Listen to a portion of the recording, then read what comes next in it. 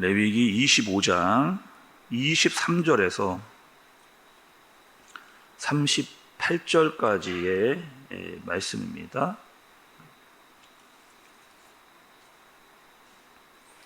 토지를 영구히 팔지 말 것은 토지는 다 내 것임이니라. 너희는 거류민이요 동거하는 자로서 나와 함께 있느니라. 너희 기업에 온 땅에서 그 토지 무르기를 허락할지니 만일 내 형제가 가난하여 그의 기업 중에서 얼마를 팔았으면 그에게 가까운 기업 물을 자가 와서 그의 형제가 판 것을 물을 것이요 만일 그것을 물을 사람이 없고 자기가 부유하게 되어 물을 힘이 있으면 그 판 해를 계수하여 그 남은 값을 산 자에게 주고 자기의 소유지로 돌릴 것이니라. 그러나 자기가 물을 힘이 없으면 그 판 것이 희년에 이르기까지 산 자의 손에 있다가 희년에 이르러 돌아올지니 그것이 곧 그의 기업으로 돌아갈 것이니라. 성벽 있는 성 내의 가옥을 팔았으면 판지 만 1년 안에는 물을 수 있나니 곧 그 기한 안에 물으거니와 1년 안에 무르지 못하면 그 성 안의 가옥은 산자의 소유로 확정되어 대대로 영구히 그에게 속하고 희년에라도 돌려보내지 아니할 것이니라.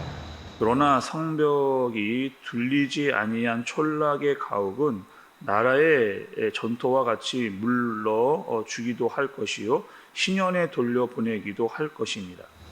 레위 족속의 성읍 곧 그들의 소유의 성읍의 가옥은 레위 사람이 언제든지 물을 수 있으나 만일 레위 사람이 무르지 아니하면 그의 소유 성읍의 판 가옥은 신년에 돌려보낼지니 이는 레위 사람의 성읍의 가옥은 이스라엘 자손 중에서 받은 그들의 기업이 됨이니라.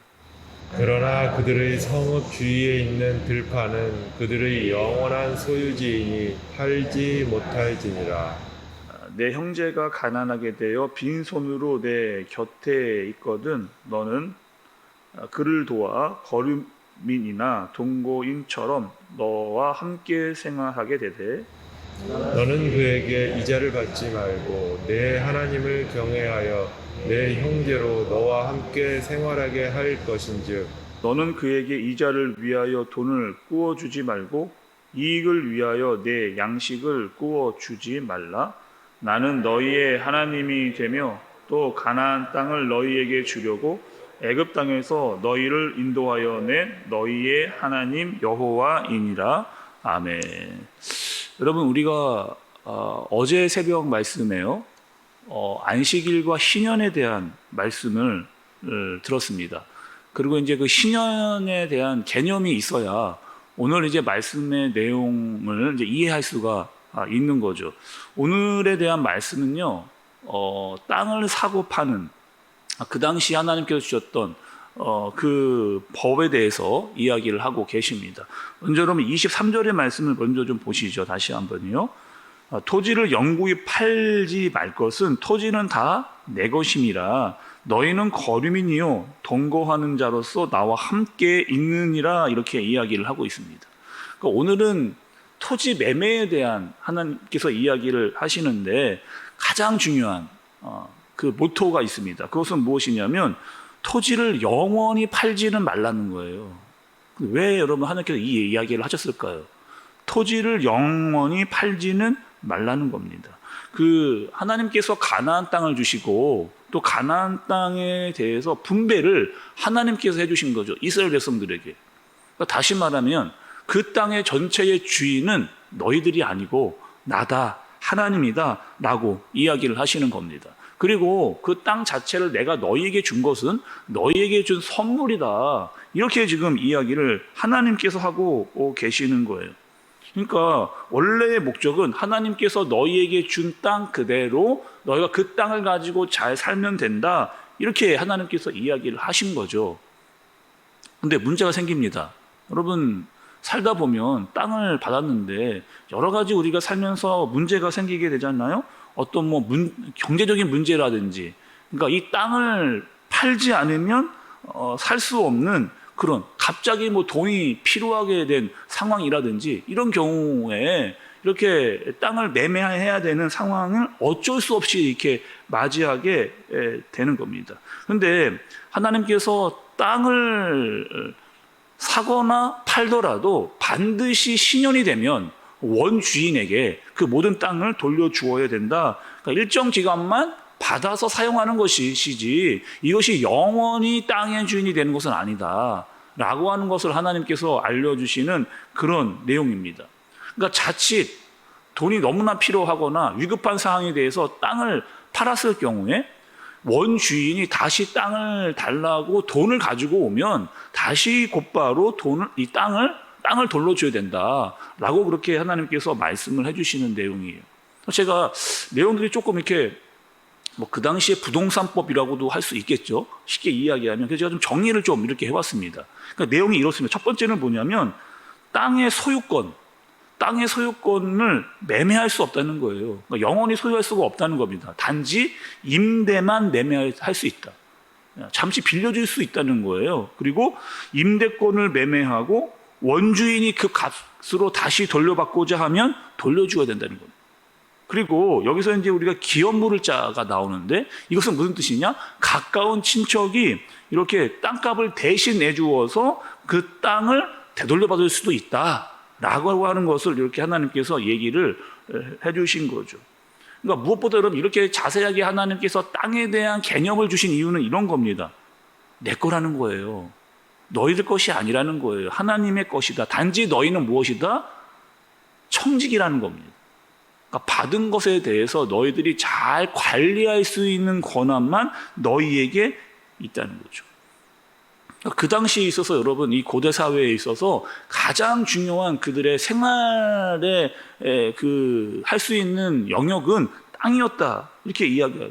모든 수확물로 그들은 땅에서 나오는 것을 먹고 살았기 때문에 땅이라고 하는 개념이 굉장히 중요한 겁니다.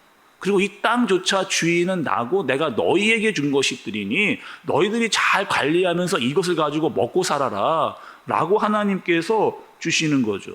그리고 너희의 마음 가운데 감사한 마음이 늘 땅을 주신 분이 하나님이고 그것으로 먹고 살 수 있으니까 너희는 그것으로 감사해야 된다 이렇게 이야기를 하시는 겁니다. 여러분 성경을 읽어보다 보면 성경이 준 아주 중요한 개념 중에 하나가 있습니다.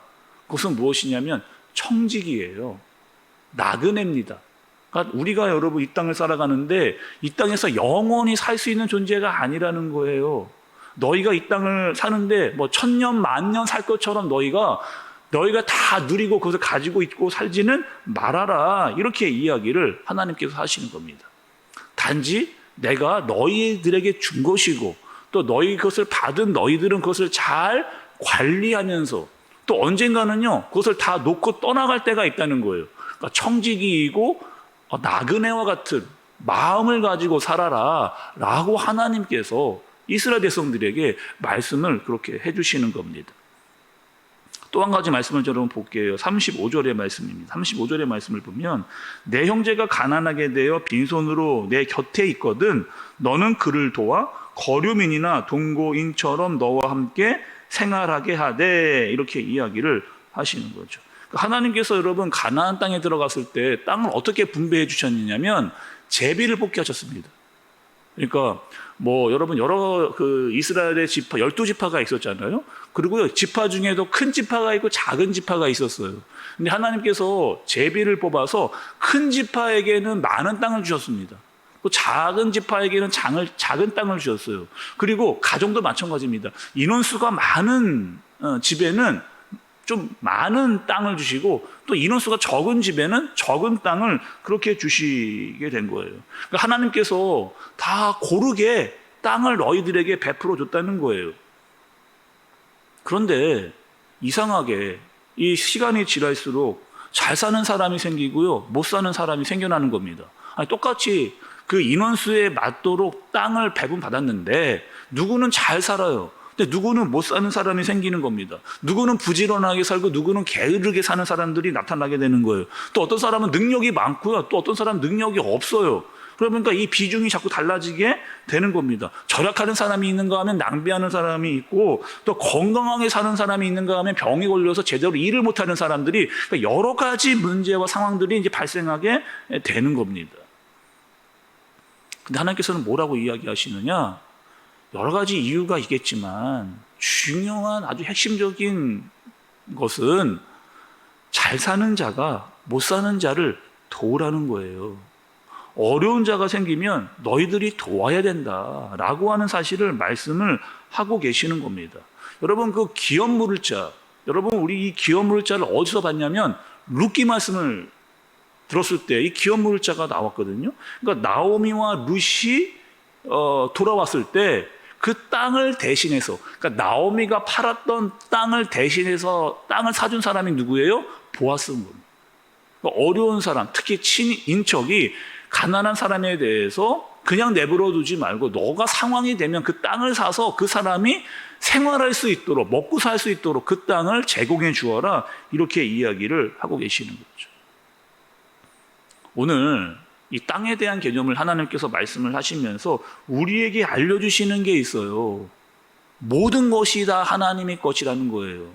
하나님의 것이고 너희들에게 맡긴 거라는 겁니다. 그러니까 우리가 여러분 가지고 있는 모든 것들은요, 다 내 것이 아니고요, 하나님께서 맡기신 거예요.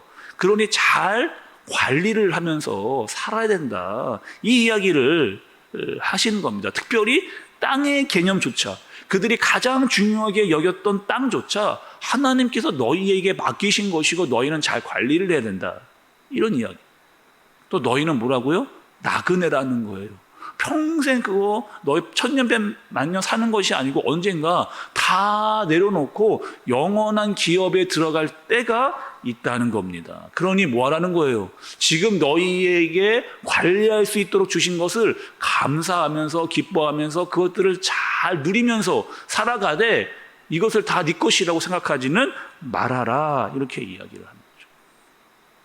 이렇게 이스라엘 백성들은 청지기와 나그네의 정신을 가지고 살았습니다. 오늘 여전히 마찬가지죠. 여러분, 우리에게 주신 게 많아요.